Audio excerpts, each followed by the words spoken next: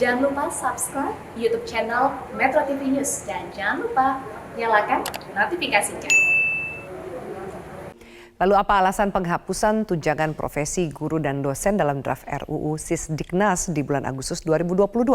Padahal sebelumnya pasal tentang tunjangan ini ada di draft bulan April 2022. Selain tunjangan guru, apa sebenarnya perubahan penting yang dibawa RUU Sisdiknas yang perlu diketahui masyarakat?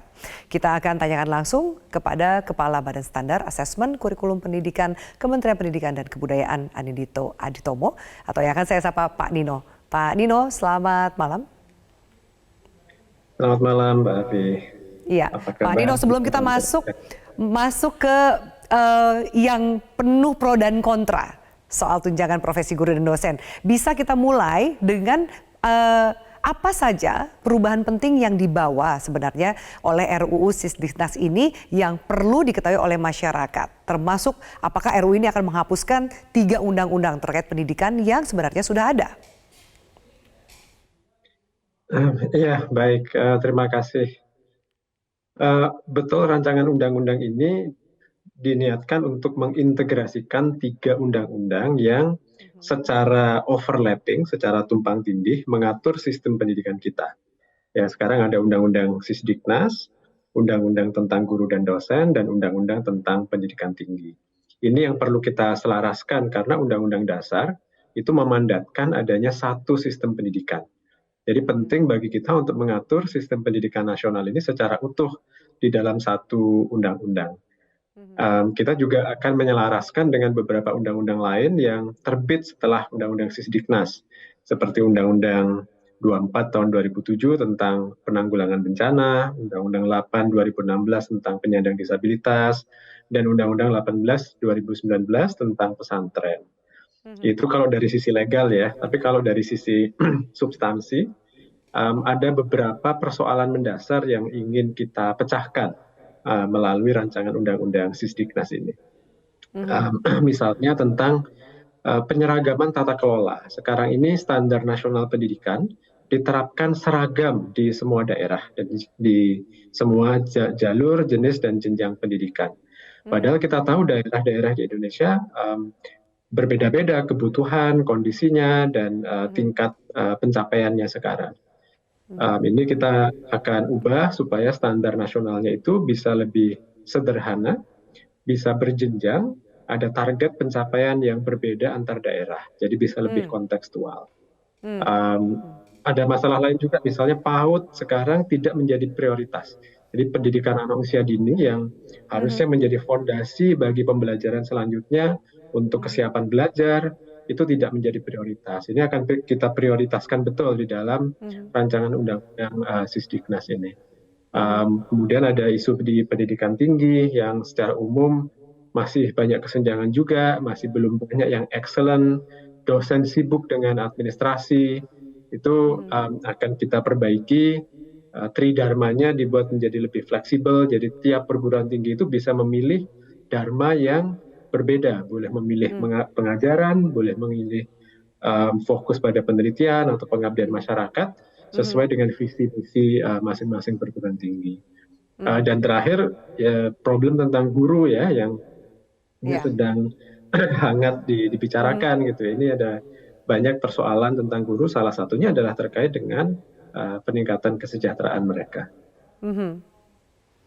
Menyambung tadi penjelasan, kita langsung masuk soal kekhawatiran mengenai masa depan kesejahteraan melalui tunjangan profesi guru dan dosen. Pak Nino, apakah pemerintah akan menghapuskan tunjangan profesi guru dengan RUU Sisdiknas ini? Lalu bagaimana nasib para guru dan dosen yang selama ini mendapatkan tunjangan dari profesi mereka?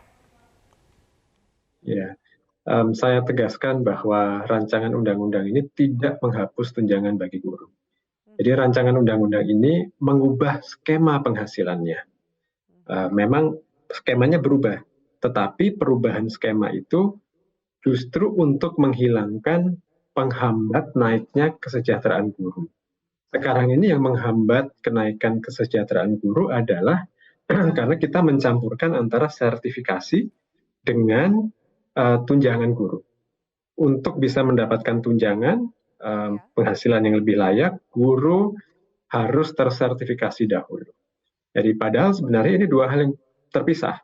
Sertifikasi itu untuk kualitas, sedangkan tunjangan itu untuk memberikan penghasilan yang layak. Nah, di RUU ini itu kita pisahkan karena dengan pengaturan yang sekarang kapasitas PPG kita untuk mensertifikasi guru itu tidak cukup. Jadi antriannya luar biasa panjang. Bayangkan masih ada 1,6 juta guru kira-kira yang sudah mengajar tetapi belum mengikuti PPG, belum tersertifikasi. Padahal kapasitas PPG kita cuma sekitar 70 ribuan setahun. Jadi antriannya itu bisa bahkan 15 tahun, 20 tahun. Ini tentu tidak ideal ya, guru bisa sudah pensiun belum mendapatkan antrian PPG. Seharusnya kita sangat percaya bahwa seorang guru yang mengajar otomatis dia berhak mendapatkan penghasilan yang layak.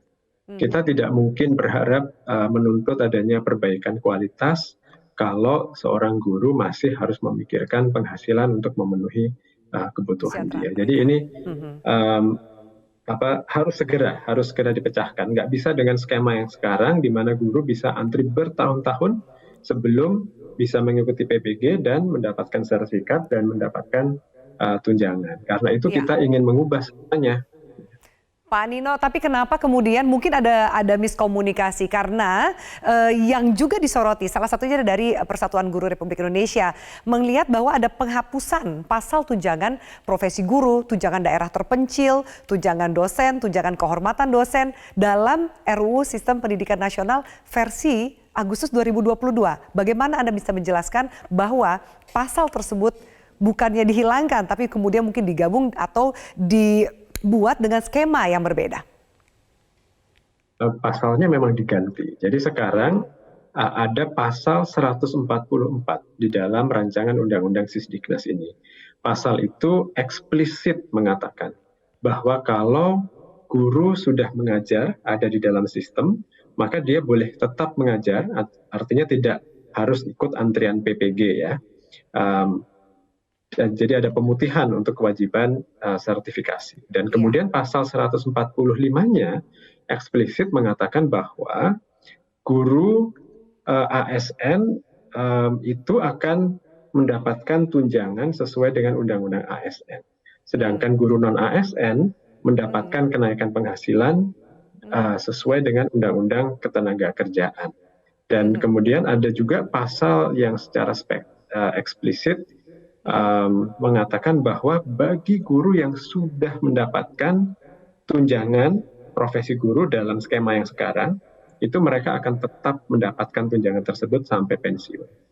Jadi tidak perlu khawatir, yang sudah mendapatkan tunjangan dijamin tetap akan mendapatkan tunjangan sampai pensiun dengan skema yang sekarang.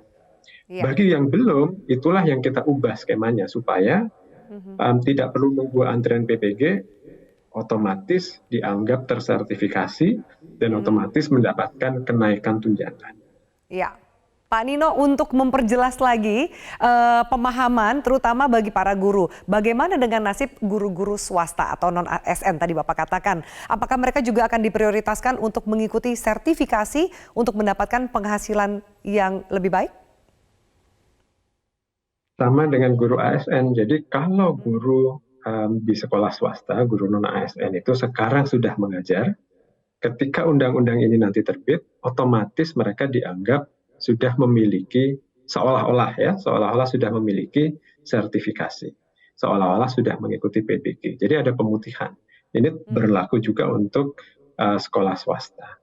Nah, skema peningkatan penghasilan untuk rekan-rekan guru non-ASN itu dilakukan melalui peningkatan subsidi pemerintah terhadap sekolah atau yayasannya dari dana bantuan operasional sekolah yang akan kita tingkatkan untuk digunakan bagi peningkatan kesejahteraan guru di sekolah-sekolah tersebut. Jadi skemanya berbeda dengan ASN, ikut Undang-Undang Ketenagakerjaan karena memang pengaturannya berbeda gitu ya, status kepegawaiannya berbeda. Berbeda. Oke. Pak Nino, ada juga beberapa pendapat yang mengatakan proses penyusunan dari RUU Sisdiknas ini terkesan tertutup dan bahkan mungkin terkesan disembunyikan. Bisa Anda jelaskan sebenarnya bagaimana proses yang dilakukan oleh pemerintah selama ini dan bagaimana juga pembahasan ini melibatkan publik serta pemangku kepentingan, Pak Nino? Ya, tidak ada yang disembunyikan kok Mbak Afi. Jadi naskah akademik, rancangan undang-undangnya, itu secara lengkap bisa dibaca di website resmi sisdiknas.kemdikbud.go.id. Jadi kami mengundang siapapun yang berminat untuk berkontribusi, untuk membaca, mencermati, mengkritik, memberi masukan terhadap penyusunan rancangan undang-undang ini. Melalui website tersebut ada fitur untuk memberi masukan bahkan pasal per pasal, ya. Jadi sangat rinci dan kita sangat terbuka untuk menerima masukan. Sejak awal proses penyusunan, jadi di tahap pertama, tahap perencanaan pun Kemdikbudristek sudah melibatkan banyak pemangku kepentingan. Jadi ada sekitar lebih dari 60-an lembaga masyarakat, organisasi pendidikan, termasuk organisasi profesi guru yang sudah kami beri draft versi awal-awal dulu untuk memberi masukan. Dan masukan mereka kita pertimbangkan, kita olah, dan betul-betul mempengaruhi bahkan mengubah beberapa pasal gitu ya di dalam proses drafting itu.